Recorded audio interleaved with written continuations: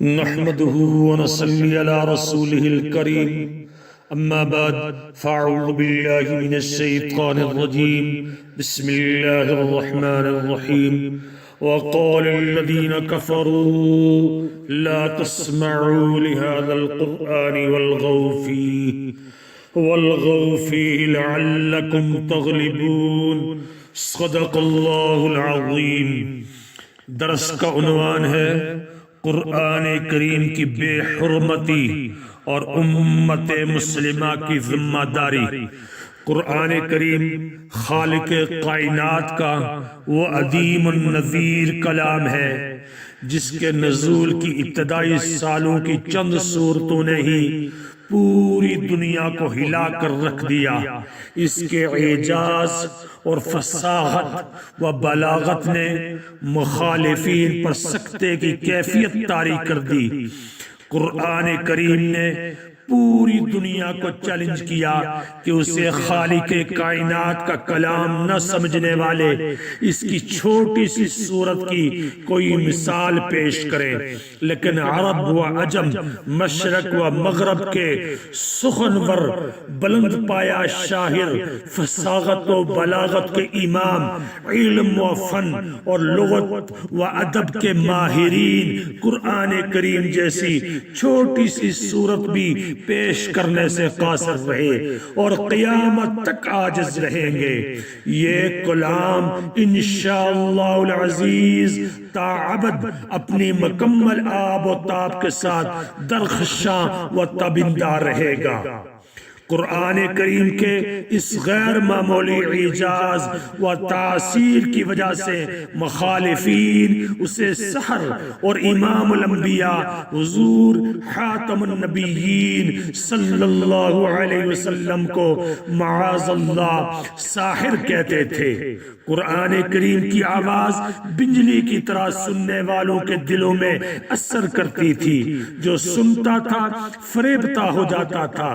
قرآن کریم کی اس اثر آفرینی کو روکنے کے لیے کفار نے یہ تدبیر سوچی کہ جب قرآن کریم پڑھا جائے تو اس قدر شور و غل مچاؤ کہ کوئی قرآن کریم کو نہ سن سکے۔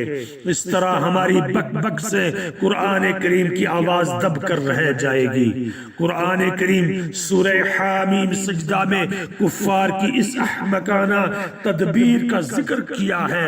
فرمایا وقال الذين كفروا لا تسمعوا لهذا القرآن والغوا فيه لعلكم تغلبون۔ کہنے لگے منکرین منکر مت کان ادھر درو کہ اس قرآن کریم کے سننے کو اور شور و غل مچا دو تاکہ اس کی تلاوت کے دوران شاید تم اس طرح غالب آ جاؤ۔ قرآن کریم کی غیر معمولی تاثیر کو روکنے کے لیے مشرکین مکہ نے اپنے زعم میں ایک جامع منصوبہ بندی کی، لیکن بقول شیخ الاسلام حضرت علامہ شبیر احمد عثمانی رحمہ اللہ، صداقت قرآن کی کڑک اور مچھروں اور مکھیوں کی بنبناٹ سے کہاں مغلوب ہو سکتی ہے۔ ان سب تدبیروں کے باوجود حق کی آواز قلوب کی گہرائیوں تک پہنچ کر رہتی ہے۔ چنانچہ اسلام کے بڑھتے ہوئے سلاب کے سامنے نہ اس وقت کوئی بند باندھا جا سکا، نہ آج کوئی اسلام دشمن اس طرح کی حرکتوں سے قرآن کریم کو آگ کی آواز کو دبا سکتا ہے۔ ماضی میں بھی قرآن کریم کے اعجاز و حقانیت کے سامنے بے بس ہو کر قرآن کریم کے دشمنوں نے قرآن کریم کی بے حرمتی، بے ادبی اور توہین کر کے اپنے دل کی بڑاس نکالی۔ کفار اپنے تمام ہیلے بروئے کار لائے، لیکن اسلام کی پیش قدمی کو روک سکے، نہ کلام الہی کی اثر انگیزی کو دبا سکے۔ موجودہ دور کے کفار بھی قرآن کریم کی ہیبت سے خوف زدہ اور اس کی دل میں گر کر جانے والی تاثیر سے لرزہ بردام ہے۔ عید الاضحیٰ کے روز سویڈن کے دارالحکومت سٹاک ہوم کی مرکزی جامع مسجد کے سامنے قرآن کریم کو نظر آتش کرنے اور بے حرمتی کرنے کے شیطانی عمل کے پیچھے بھی یہی احساس شکست پینا ہے کہ دنیا بھر کے ملحد، بے دین اور منکر خدا اور متعصب یہودی اور عیسائی قرآن کریم کے دلائل قاہرہ اور براہین قاطعہ کا جواب دینے سے عاجز اور اس الہی پیغام کی اثر انگیزی کے سامنے بے بس ہونے کے بعد اس مقدس کتاب کو جلا کر اپنے حسد اور غصے کی آگ میں جل بن رہے ہیں۔ اس دل خراش واقعے کا انتہائی شرمناک پہلو یہ ہے کہ قرآن کریم کو نظر آتش کرنے والے ملعون عراقی نژاد سلوان مومینکا اور ایرانی ملیشیا کے جنگجو کو سویڈن کی عدالت نے اور پولیس نے مرکزی جامع مسجد کے سامنے مظاہرہ کرنے اور قرآن کریم کو نظر آتش کرنے کی باقاعدہ اجازت دی، جس سے یہ بات ثابت ہوتی ہے کہ اہل مغرب کے ہاں اہل شدت پسندی تیزی سے پھیل رہی ہے۔ اہل مغرب کے ہاں شدت پسندی بہت تیزی سے پھیل رہی ہے۔ ہمارے نزدیک اگر کوئی ریاست ایسی شدت پسندی کا دفاع کرتی ہے جیسا کہ سویڈن نے کیا، تو یقیناً ایسی ریاست بھی ایک شدت پسند اور قابل نفرت ریاست ہے۔ بلا شبہ سویڈن کی عدالت نے ایک جنونی شدت پسند کو قرآن کریم کی بے حرمتی کی اجازت اور پھر مسلمانوں کے رد عمل سے بچانے کے لیے پولیس کا تحفظ دے کر دنیا بھر کے 1.5 ارب سے زائد مسلمانوں کی مذہبی جذبات کو مجروح کیا ہے۔ یہ حقیقت بالکل عیاں ہے کہ قرآن کریم کی توہین اور اسے نظر آتش کرنے کے مکروہ شیطانی عمل میں ملعون عراقی کے ساتھ سویڈن کی عدالت بھی برابر کے شریک ہے۔ کسی مذہبی کتاب کو ماننے یا نہ ماننے میں ہر شخص خود مختار ہے، لیکن مذہبی کتاب کی توہین اور اسے نظر آتش کرنا نہایت قبیح، نہایت ذلیل حرکت ہے۔ پھر سویڈن میں قرآن کریم کی بے حرمتی کا یہ پہلا واقعہ نہیں، اس سے پہلے بھی وہاں پر دائیں بازو کے اسلام مخالف انتہا پسندوں نے قرآن کریم کو نظر آتش کیا تھا۔ عام طور پر اہل مغرب مسلمانوں پر مذہبی عصبیت اور تعصب اور شدت پسندی کا الزام عائد کرتے ہیں، لیکن یہ حقیقت ہے کس قدر حیرت انگیز بھی ہے کہ آج تک کسی مسلمان نے کسی مندر کے سامنے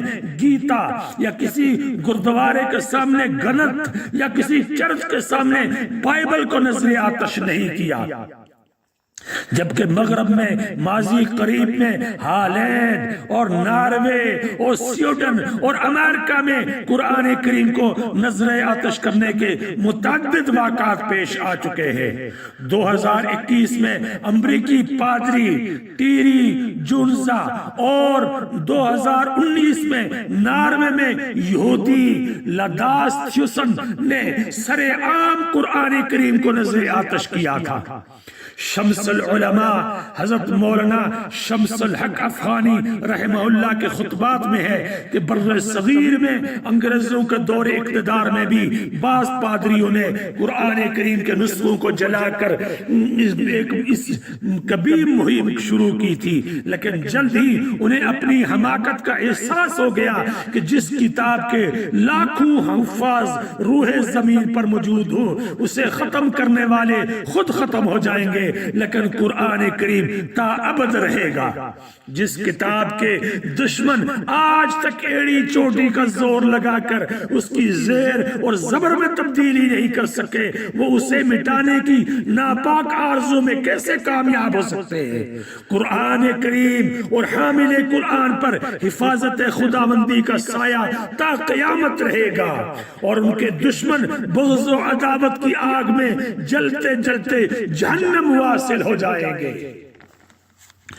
نور خدا ہے کفر کی حرکت پہ خندہ زن، نور خدا ہے کفر کی حرکت پہ خندہ زن، پھوکوں سے یہ چراغ بجھایا نہ جائے گا۔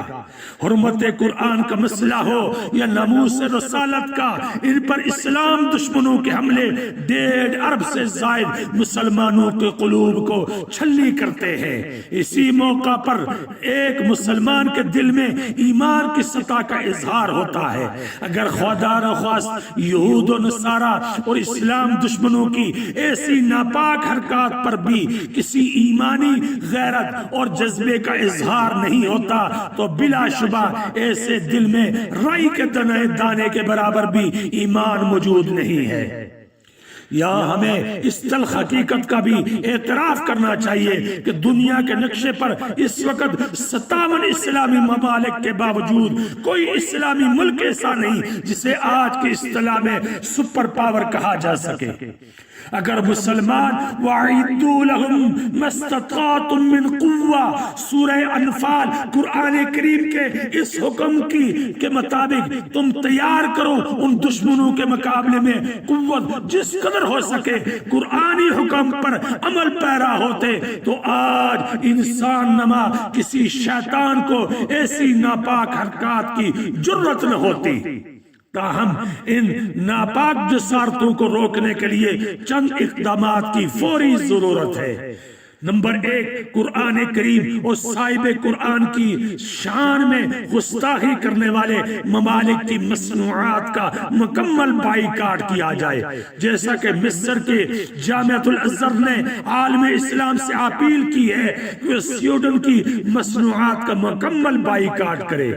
جامعہ ازہر نے دنیا بھر کے مراکز فتاوی سے بھی اپیل کی ہے کہ وہ سویڈن کی مصنوعات کے بائیکاٹ کے فتاوے جاری کرے۔ اسی سلسلہ میں جامعۃ العلوم الاسلامیہ علامہ بن نور ٹاؤن کراچی نے بھی ان کا فتویٰ بھی منظر عام پر آ چکا ہے۔ جامعۃ الازہر کی اپیل کا نتیجہ یہ ہے کہ سویڈن کے سینکڑوں کمپنیوں پر دیوالیہ ہونے کے سائے پھیل گئے ہیں۔ انشاءاللہ العزیز سویڈن مصنوعات کے بائیکاٹ سے گستاخوں کی عقل ٹھکانے پر آ جائے گی۔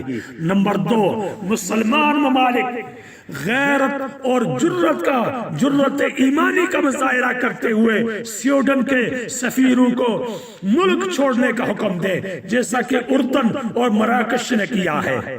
دیگر اسلامی ممالک بھی اپنے اپنے سفیروں کو بلائیں اور سویڈن کے سفیر کو اپنے ملک سے باہر نکالے۔ احتجاج کا ایک مؤثر طریقہ یہ بھی ہے کہ تمام مسلمان قرآن کریم سے اپنا تعلق مضبوط کریں۔ قرآن کریم کی تلاوت، اس کے معانی و مطالب کی تعلیم و تفہیم، بالخصوص غیر مسلموں تک قرآن کریم کا پیغام پہنچانے کے لیے مؤثر اقدامات کریں۔ اس سلسلے میں کویت کا یہ اقدام قابل تحسین و تقلید ہے۔ کویت کے وزیر اعظم احمد نواف نے 1,00,000 قرآنی نسخے سویڈن زبان میں ترجمے کے ساتھ چھاپنے اور سویڈن میں مفت تقسیم کرنے کا اعلان کر دیا ہے۔ اعلیٰ کوالٹی کے پیپر پر مصاحف قرآن کی طباعت کے اخراجات وہ خود ادا کریں گے۔ اسی طرح اسلامی ممالک میں ایسے توہین امیز واقعات کو روکنے کی عالمی سطح پر قانون سازی کی کوشش کرے اور ایک متحدہ بیانیہ اقوام متحدہ کی سلامتی کونسل کے سامنے رکھے کہ ہم قرآن کریم اور پیغام اسلام اور شعار اسلام کے خلاف کسی قسم کی توہین کسی صورت میں برداشت نہیں کر سکتے۔ آزادی اظہار رائے کے نام پر 1.5 ارب سے زائد اہل اسلام کی دل آزاری قطعی طور پر قابل قبول نہیں ہے۔ حکمرانوں کے ساتھ عام مسلمانوں پر بھی یہ ذمہ داری عائد ہوتی ہے کہ وہ قرآن کریم کے ظاہری احترام کے ساتھ حقیقی ادب بھی بجا لائیں۔ قرآن کریم کی کو صرف خوشبودار غلافوں اور طاقوں میں سجا کر نہ رکھیں بلکہ اس کی تلاوت کا اہتمام کریں اور اپنی زندگیوں کو قرآنی احکام کے مطابق ڈالیں۔ اللہ تعالی ہر مسلمان کو قرآن کریم سے حقیقی تعلق نصیب فرمائے۔ فرمائے۔ حقیقت یہ ہے کہ اعتقاداً نہ صحیح عملاً ہم بھی قرآن کریم کی نہ قدر شناسی کے خطاوار ہیں۔ قرآن کریم میں تدبر نہ کرنا اور اس قرآن کریم پر عمل نہ کرنا، قرآن کریم کی تلاوت نہ کرنا، قرآن کریم کی تصحیح قرات کی طرف توجہ نہ کرنا اور اس سے اعراض کر کے دوسری لغویات یا حقیر چیزوں کی طرف متوجہ ہونا بھی قرآن کریم کو چھوڑنے اور اس کی قدر نہ کرنے اور اس کے حقوق ادا نہ کرنے کو شامل ہے۔